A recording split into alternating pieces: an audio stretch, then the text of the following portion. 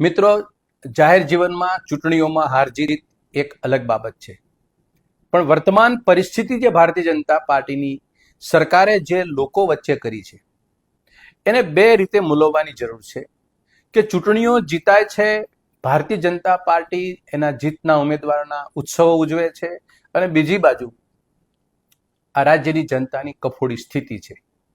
આ વાસ્તવિકતા કોઈ ઠુકરાવી નહીં શકે.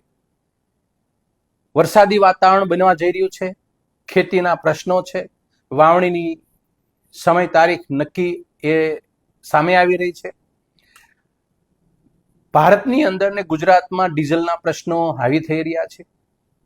સામાન્ય રીતે અત્યારે ઉનાળાના દિવસોમાં 25 વર્ષની ભાજપાની સરકાર ગામડાઓને હજી તરસ્યા રાખેલા છે, એટલે પાણીના પ્રશ્નો છે. સ્વચ્છ પાણીના પ્રશ્નો તો આખો અલગ બાબત છે. આવી પરિસ્થિતિની અંદર કોંગ્રેસ સતત ને સતત હાર આપતી હોવા છતાં, મળતી હોવા છતાં કોંગ્રેસનો કાર્યકર્તા લોકોની વચ્ચે જાય છે.